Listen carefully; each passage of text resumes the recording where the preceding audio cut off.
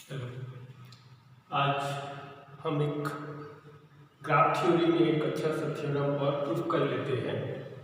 इसका स्टेटमेंट है let G be a simple graph with n vertices if G has k components then the maximum number of edges that G can have are 1 by 2 n minus k n minus 1 n minus k plus 1।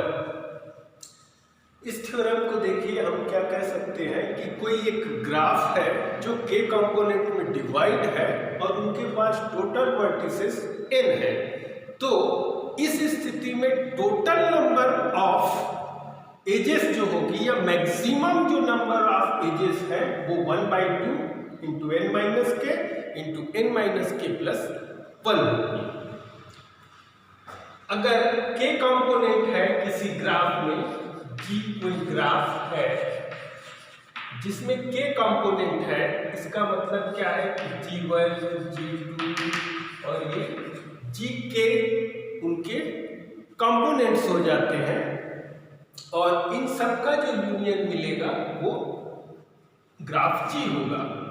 अगर हम ये मान लें कि G1 में n1 vertices है, n2 vertices है और Gk में n के वर्टिसेस है, तो इन सब का सम जो होगा वो मिल जाएगा अपने को sigma of I1 to k n I that is equal to n, क्योंकि उस ग्राफ में total number of vertices n है।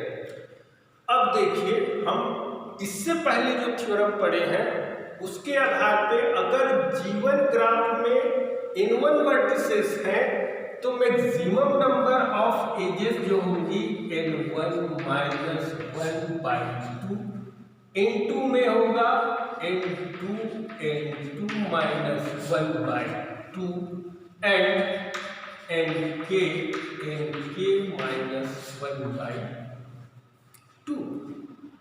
अब अगर हम इसको पूरा कह दें कि अब ग्राफ में k कंपोनेंट के आधार पे यहाँ पे मैक्सिमम नंबर ऑफ एजेस इतने होंगे, यहाँ G2 में इतने होंगे, Gk में इतने होंगे, तो टोटल ग्राफ में मैक्सिमम नंबर ऑफ एजेस जो होंगे वो इनका सम हो जाएगा। और इसको हम लिख सकते हैं 1 by 2 sigma n I minus 1 I is equal to 1 to k। ये चीज एक्सप्लेन की जा सकती है sigma of I1 to k n I minus n I का square minus of sigma I1 to k n I। अब चूंकि sigma of n I जो है n के इक्वल है तो ये लिखा जा सकता है 1 by 2 sigma I1 to k n I square minus n। अब यदि हम यहाँ n I जो डिफरेंट कंपोनेंट में वर्टिसेस है, ये I के द्वारा जो हम रिप्रेजेंट कर रहे हैं, इस फार्मूले में अगर हम इसके को रिलेटेड दर्शा दें, मतलब इस फार्मूले के तहत I को हम बाहर कर दें और कंपोनेंट रिप्रेजेंट करने वाले k को इंक्लूड कर दें, तो हमारा थ्योरम प्रूफ हो जाएगा।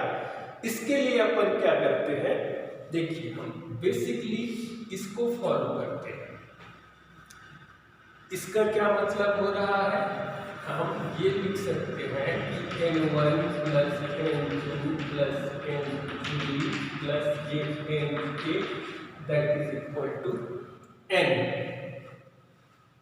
और ये रिप्रेजेंट हो रहा है I is equal to 1 k n I is equal to n से।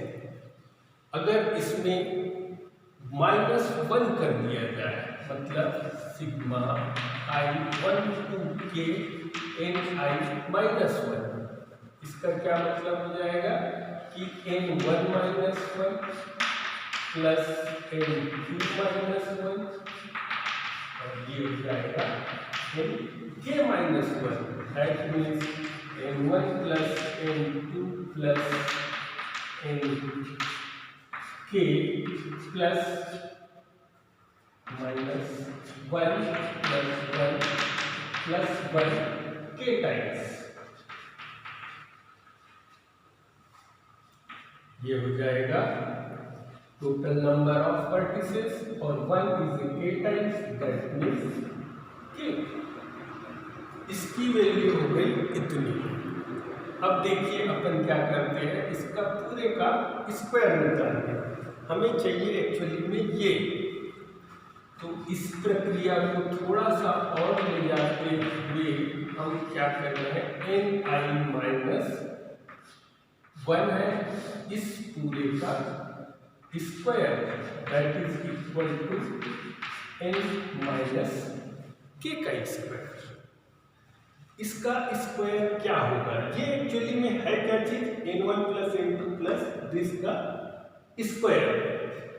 इसी में से हमने ओनली 1 को सब्ट्रैक्ट किया है और इसी का स्क्वायर। ये एक्चुअली में सिग्मा जो है उसके प्लस n1 प्लस 2 n2, वैसे यहाँ पे n1 minus 1 plus n2 minus 1, मतलब इस प्लस ऑपरेशन को ये सिग्मा रिप्रेजेंट करती है और इस पूरे का स्क्वायर है।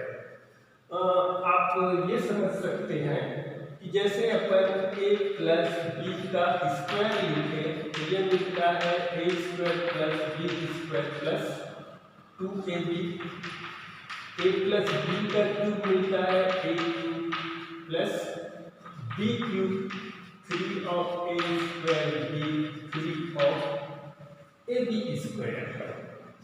वैसे ही a plus b 4 a to the power 4 plus 4c1 a cube 4c2 a square b square plus 4c3 a b cube and b to the power 4। इस रूप में आप देख सकते हो कि ये उसका मल्टीपल फॉर्म मिलता है या फिर उस एलिमेंट का ही उसके पावर का फॉर्म मिलता है। हम जैसे जैसे इनको इंटर्न कर लेते चले जाएं, अरे सॉरी, हमें एक्चुअली में ये करना था कि अगर ये a plus b plus c का क्यूब हो तो मिलता है a square b square plus c square plus 2ab 2bc 2 of ca। वैसे ही अगर इसके पास 4 टर्म्स हो जाए c प्लस b का स्क्वायर तो ये मिलेगा अपने को a का स्क्वायर b का स्क्वायर प्लस c का स्क्वायर प्लस b का square plus 2ab 2bc 2ca। इन सब का आपस में कॉम्बिनेशन हो गया, जैसे ab bc ca और ad होगा, फिर b हो जाएगा, फिर ad होगा। तो हमें ये देखना है कि ये सिर्फ 2 पार्ट में डिवाइड हो रहा है, इस रूप में और इस रूप में। तो हम इसको यहाँ पे क्या लिखते हैं कि that is sigma i1 to k n-1 का स्क्वायर, क्योंकि ये उसी फॉर्म में है, प्लस ये हो जाएगा उसके कंपोनेंट का फॉर्म या मल्टीपल फॉर्म, जो 2 पार्ट अपने को मिल रहे हैं उसका मल्टीपल फॉर्म ये मिलेगा। इसको हम लिख सकते हैं i is not equal to j and ij is 1 to k n(i)-1 n(j)-1 that is equal to n-k का स्क्वायर। हम ये चीज स्पष्ट देख सकते हैं कि ये जो क्वांटिटी है वो नॉन निगेटिविटी होगी। मतलब यहाँ पे देख सकते हैं ये पूरे प्लस वाले मिल रहे हैं, यहाँ भी ये पूरे प्लस वाले मिलते हैं, ये भी प्लस मिलते हैं। क्यों? क्योंकि ये सिग्मा जो है प्लस को रिप्रेजेंट करता है, जो हमने फार्मूला में यूज किया है।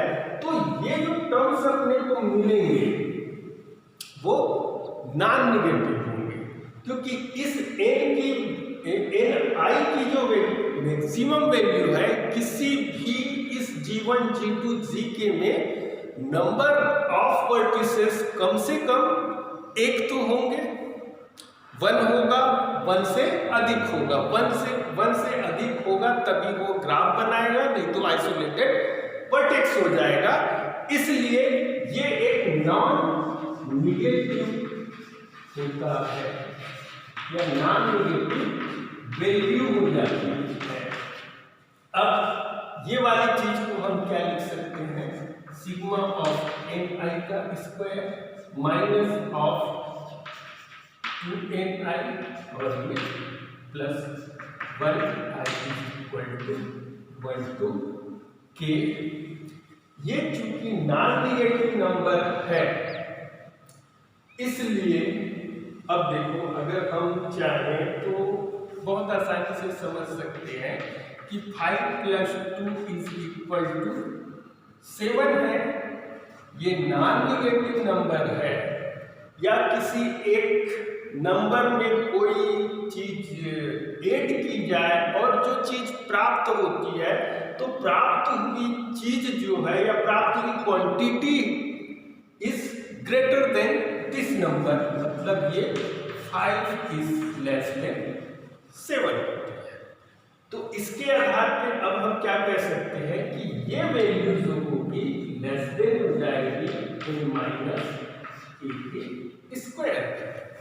हमें अभी भी चाहिए ये वाली चीज, मतलब हमें सिर्फ इसकी वैल्यू चाहिए। तो इसको हम लिख सकते हैं फिर सिग्मा ऑफ ni का स्क्वायर, इसको अगर ट्रांसफर कर दो तो ये हो गया n - k का स्क्वायर।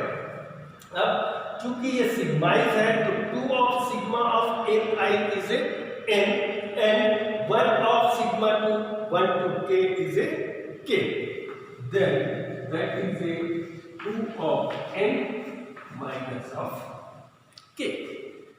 ये वैल्यू हमें मैक्सिमम नंबर ऑफ एजेस के लिए यहां रख देनी है।